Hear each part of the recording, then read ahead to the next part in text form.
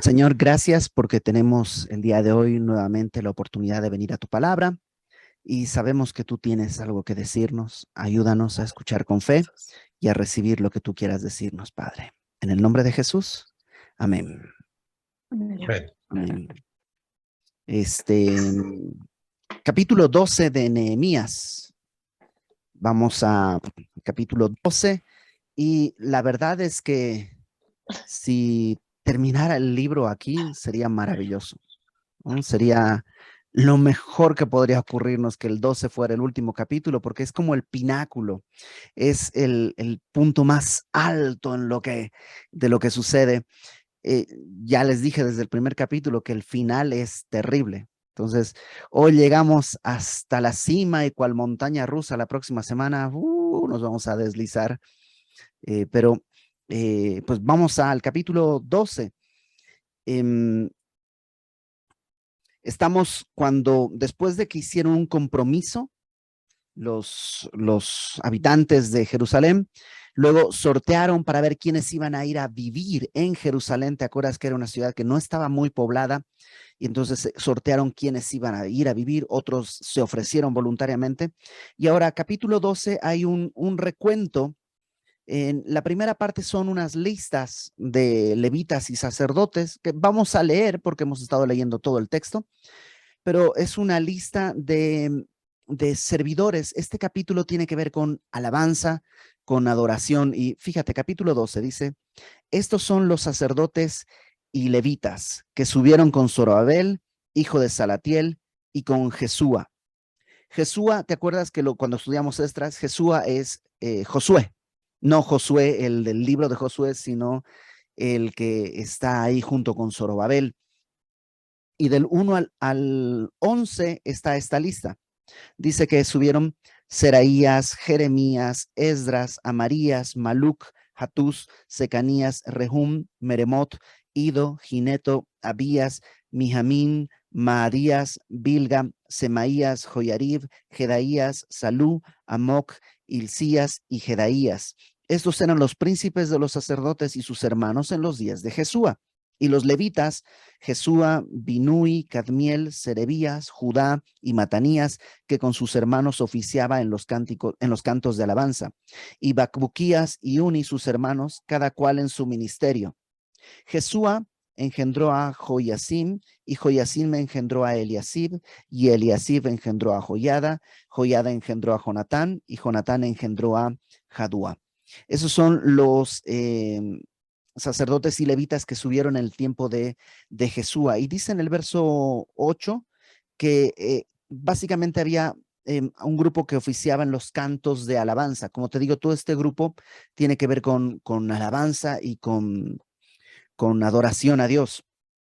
Verso 12, tenemos un grupo de sacerdotes y jefes de familia. En los días de Joyasim, los sacerdotes jefes de familias fueron de Seraías, Meraías, de Jeremías, Hananías, de Esdras, Mesulam, de Amarías, Johanam, de Ido, Zacarías, de Ginetón, Mesulam, de Abías, Sicre, de Miniamim, de Moadías, Piltai, de Bilga, Samúa, de Semaías, Jonatán, de Joyarib, Matenai, de Jedaías, Uzi, de Salai, Calai, de Amoc, Eber, de Hilcías, Hasabías, de Jedaías, Natanael. Y luego tenemos una lista de levitas que estaban en el tiempo del rey Darío, versículo 22. Los levitas en los días de Eliasib, de Joyada, de Johanam y de Jadúa fueron inscritos por jefes de familias, también los sacerdotes hasta el reinado de Darío el persa. Los hijos de Leví, jefes de familias, fueron inscritos en el libro de las crónicas hasta los días de Johanam, hijo de Eliasib. Los principales de los levitas, Hasabías, Serebías, Jesúa, hija de Cadmiel y sus hermanos, delante de ellos para alabar y dar gracias conforme al estatuto de David, varón de Dios, guardando su turno. Matanías, Bacbuquías, Obadías, Mesulam, Talmón y Acub, guardas eran porteros para la guardia a las entradas de las puertas. Estos fueron en los días de Joacim, hijo de Jesúa, hijo de Josadac, y en los días del gobernador Nehemías y del sacerdote Esdras. Entonces, lo que vimos es como una especie de linaje que va desde el tiempo de Zorobabel hasta el tiempo en el que estamos, ¿no? Cómo llegaron algunos levitas y otros han ido pues naciendo y han ido creciendo y ahora son ellos los encargados. Y todos estos lo que tienen que hacer es la alabanza, porque en el verso 27 lo que nos dice es que para la dedicación del muro de Jerusalén buscaron a los levitas de todos sus lugares para traerlos a Jerusalén.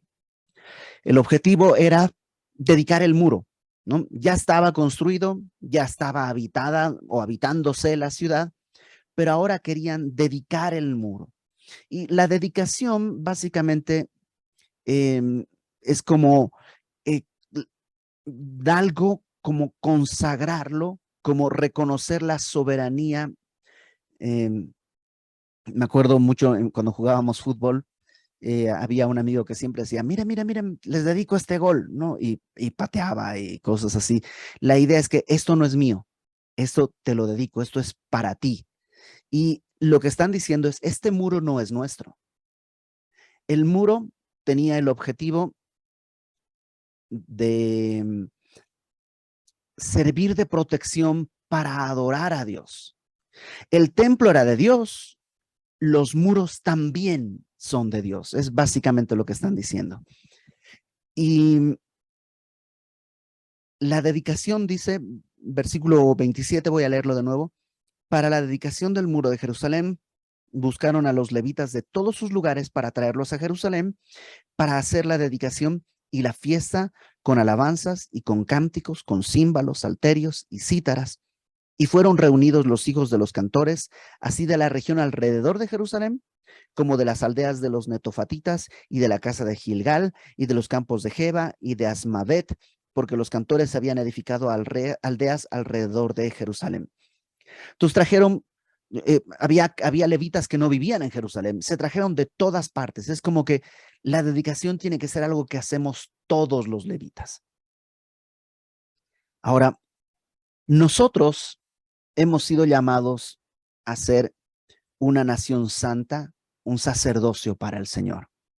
Y fuimos creados para la gloria de Dios. Y parte todo esto con la dedicación de nuestra vida. Y para la dedicación de nuestra vida tiene que estar todo lo que tenemos ahí. ¿No? No podemos, pues voy a dedicar mi vida, pero solamente con mi mano derecha. Mi mano izquierda no tanto. O solamente con mi trabajo, pero mi tiempo en casa no tanto. O al revés, solo mi tiempo en familia, pero mi trabajo no tanto. O sea, están llamando así como de los levitas de todas partes.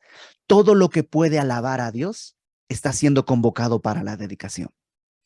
Y, y creo que es un llamado que nosotros tenemos que hacer, pero este llamado tiene que pasar por otra cosa. Versículo 30. Y se purificaron los sacerdotes y los levitas y purificaron al pueblo, las puertas y el muro. Y creo que ahí hay una clave. La primera parte, digamos, podríamos llamarla dedicación y ahora tenemos que llamar purificación. Y purificación quiere decir exactamente eso que quiere decir, hacer puro. Y en nuestra dedicación estamos llamados a vivir también una purificación, quitar lo que no debe estar aquí. Pero en primer lugar, ¿quiénes se purifican? Dice en el versículo 30, se purificaron los sacerdotes y levitas. Nosotros somos los primeros en llamar a purificar nuestra propia vida. Es más fácil purificar a los demás. Hijos, ¿por qué están haciendo esto? Mujer, ¿por qué estás haciendo aquello? Ustedes, ¿por qué están? Es más fácil, pero el primer llamado es a purificarnos a nosotros mismos. Y no hay forma de purificarnos sin ser lavados por la palabra de Dios. Es la única manera. La purificación es un acto que Dios hace, pero el elemento que usa es el agua de su espíritu y el agua de la palabra. Y tienen que empezar en nosotros, en mí mismo, yo, mis deseos, mis motivaciones, ¿no? Y esta purificación no puede ser independiente de Dios. El Salmo dice, ¿quién subirá al monte del Señor? El limpio de manos y puro de corazón. ¿Y quién es? Pues solo Dios, solo Cristo. Entonces, solamente en Cristo yo puedo ser purificado. El que está en Cristo es una nueva criatura. Entonces, primero yo, pero luego dice, purificaron al pueblo. Lo segundo, primero yo, pero los segundos los que están alrededor. Yo soy llamado a purificar a mi esposa. ¿Cómo? A través del lavamiento del agua de la palabra. A mis hijos. A veces queremos purificar a nuestros hijos con la vara, ¿no? Lo vuelves a hacer y, ¡ay, de ti cómo te va a ir! ¿No? Mi abuela me decía Titi Pinquillo, ¿no? Titi es, mi abuela hablaba quechua. O sea, Titi Pinquillo, me gritaba, Titi es chiquito y Pinquillo es una flauta chiquitita. Entonces yo supongo que tenía la voz muy aguda. Dice, Titi Pinquillo, anda poniéndote grasa de ratón en la cola porque te voy a dar, ¿no? Y mi abuela, pues con toda su buena intención y todo, quería corregirme. Ella decía el Kimsa charaña, ¿no? Ella hablaba que Kimsa es 5, Maya, Paya, Kimsa, 3, ¿no? Maya, Paya, Kimsa, que Kimsa es 3, creo. Y es como un cinturón de tres cordones. Y sacaba su Kimsa charaña, te voy a dar con el Kimsa charaña. Pero eso no te purifica, nomás te espanta. Si no, yo hubiera sido purificado ampliamente en los tiempos en los que me dejaban con mi abuela. Pero lo único que purifica es la palabra de Dios. Y estamos llamados a purificar al pueblo, los que están alrededor, los demás. Pero primero yo, ¿no? Primera de Juan 1:7 dice que la sangre de Cristo nos limpia de todo pecado.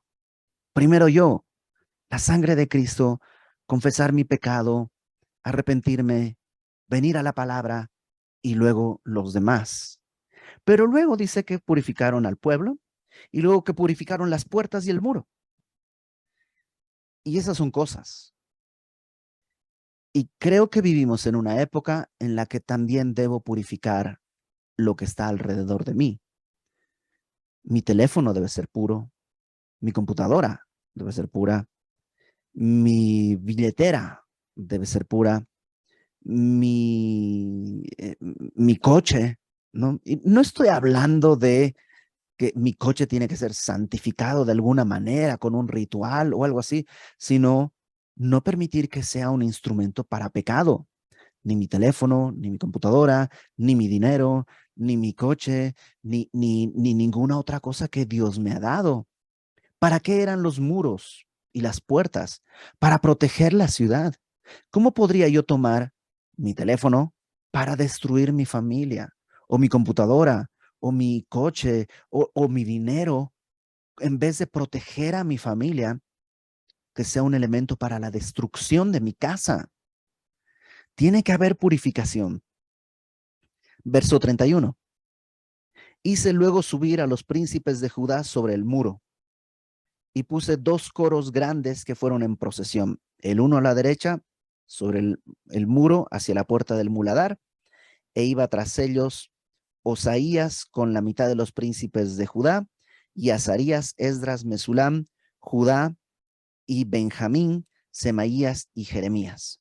Y de los hijos de los sacerdotes iban con trompetas Zacarías, hijo de Jonatán, hijo de Semaías, hijo de Matanías, hijo de Micaías, hijo de Zacur, hijo de Asaf. Y sus hermanos Semaías, Azarael, Milalai, Gilalai, Maai, Natanael, Judá y Hanani, con los instrumentos musicales de David, varón de Dios, y el escriba Esdras delante de ellos.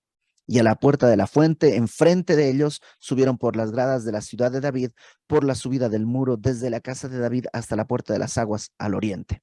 Entonces, lo que hacen es, sube un coro un coro de cantantes, de cantores, pero también instrumentos, y suben sacerdotes y levitas. ¿Te acuerdas que uno de los insultos que dijeron del muro, si se sube una zorra lo va a tirar, ¿no? Pues no, aquí hay un coro grande sobre el muro y van caminando por un lado, ¿no? Cantando y tocando y alabando a Dios. Y ahora van a mencionar al otro coro que va por el otro lado, como una especie de circuito por un lado y por el otro, la alabanza. Y este es el único caso en que podemos ver que, para simplificarlo, ¿no? La evolución de Darwin es real. Darwin planteaba la evolución a partir del mono. Y este es el único caso que es genuino, porque en vez de mono evolucionó aquí a estéreo, porque van por un lado cantando unos y por el otro lado van cantando otros. Y es como una especie de envoltura a la ciudad y van alabando a Dios por los dos lados. Y algunos piensan que fue una especie de canto responsorial, que cantaban de este lado, porque la ciudad de Jerusalén no es muy grande. No pienses en Querétaro o una cosa así, no es muy grande. Entonces, probablemente de este lado del muro escuchaban lo que cantaban de este lado y a lo mejor cantaban de un lado y respondían del otro, algo así. Entonces, veamos el otro lado. Dice, el segundo coro, verso 38, iba del lado opuesto y yo en pos de él. En el verso 36 dice que iba Esdras por un lado y por el otro lado Nehemías. ¿Te imaginas? Dos libros de la Biblia caminando, uno por un lado del muro y el otro por el otro lado del muro.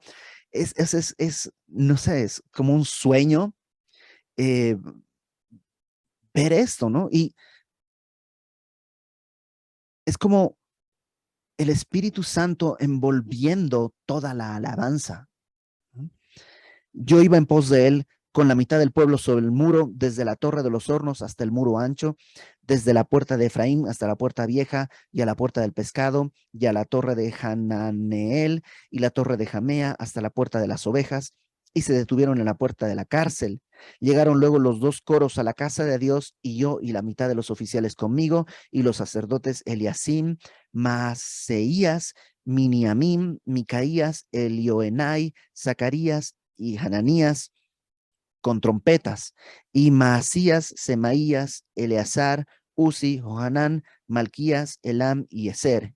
Y los cantores cantaban en alta voz, ¿no? Que estaban cantando a voz en cuello. Era un espectáculo de alabanza. Israías era el director. Y están cantando en un, eh, eh, pues en un acto musical, digamos. No están cantando, pero no solo cantan. Verso 43, y sacrificaron aquel día numerosas víctimas y se regocijaron.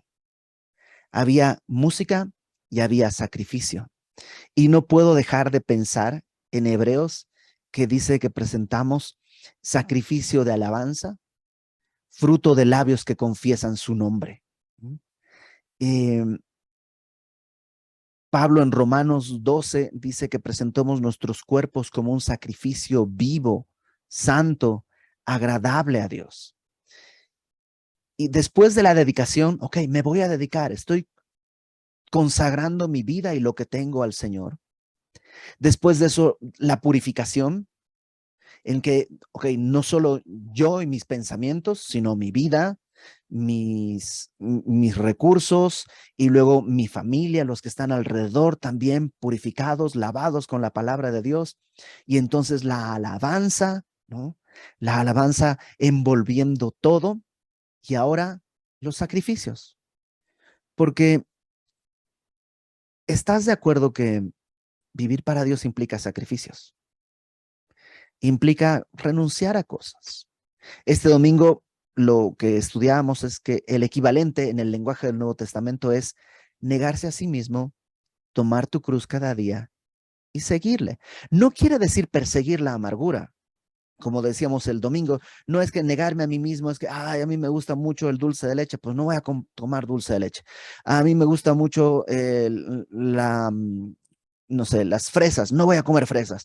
Eso no es negarte a ti mismo, eso pues nomás sería, o sea, ¿quién en su sano juicio rechazaría dulce de leche? ¿No? Nadie, pero, pero sí hay cosas que en mi carne se deleita en pecado y que van contra la voluntad de Dios. Y estoy llamado a negarme, a consagrarme, a sacrificar esa parte de mi vida o mi comodidad en vez de servir a los demás. Estoy llamado a sacrificarme para edificación del cuerpo de Cristo, para la gloria de Dios. Entonces hubo sacrificios, pero fíjate esto, porque esto es vital, porque Dios los había recreado, se regocijaron, porque Dios los había recreado con grande contentamiento. Se alegraron también las mujeres y los niños, y el alborozo de Jerusalén fue oído desde lejos. Alabaron y se regocijaron porque Dios lo hizo.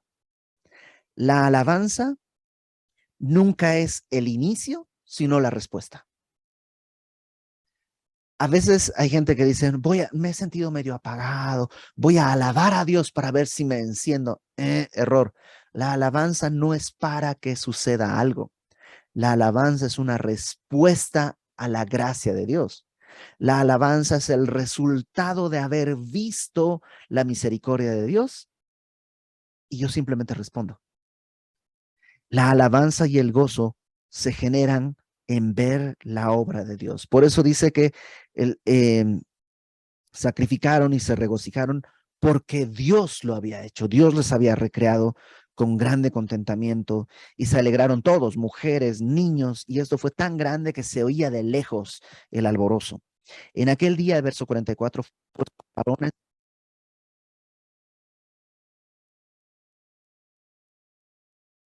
Se perdió el audio, pastor. Ok, qué raro. Ahora, a lo mejor. Ya regresó, ya regresó. Ok, perdón. En aquel día fueron puestos varones sobre las cámaras de los tesoros, de las ofrendas, de las primicias y de los diezmos para recoger en ellas, en estas cámaras, son como cuartos, de los ejidos de las ciudades, de las porciones legales para los sacerdotes y levitas, porque era grande el gozo de Judá con respecto a los sacerdotes y levitas que servían. Entonces la gente al ver, ¿no?, que están los sacerdotes y los levitas y todo esto está sucediendo, dice, ok, pues tenemos que dar nuestros diezmos. En realidad, otra vez, la alabanza, las ofrendas que son actos de alabanza, no son para que suceda algo, sino en respuesta a lo que Dios está haciendo. Y habían cumplido el servicio de su Dios y el servicio de la expiación, como también los cantores, los porteros, conforme al estatuto de David y de Salomón su hijo, porque desde el tiempo de David y de Asaf, ya de antiguo, había un director de cantores para los cánticos y alabanzas y acción de gracias a Dios. Y todo Israel en días de Zorobabel y en días de Nehemías daba alimentos a los cantores y a los porteros, cada cosa en su día.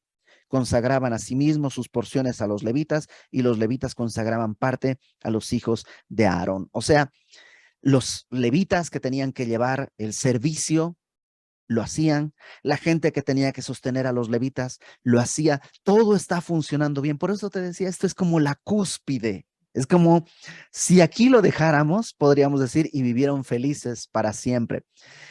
Pero el 13 es de mala suerte, así que vamos a tener que llegar al 13 la próxima semana.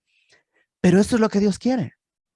Para esto fueron hechos los muros, para que pudiera haber alabanza sin preocuparse porque vienen a atacarnos, para que pudiera haber la idea de aquí hay santidad y afuera está el mundo, ¿no?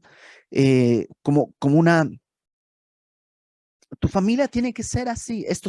O sea, este viernes o este sábado fui a una boda y les decía que en los anillos, el anillo es un círculo que nos habla, sí, del amor de Dios que no tiene origen ni fin, que es eterno, pero también el anillo, por su forma geométrica, te permite encerrar cosas y dejar fuera cosas. Y así debe ser el matrimonio. Hay cosas que están dentro y que no tienen que salir, y hay cosas que están fuera y no tienen que entrar, y tienen que guardarse dentro del amor de Dios. Bueno,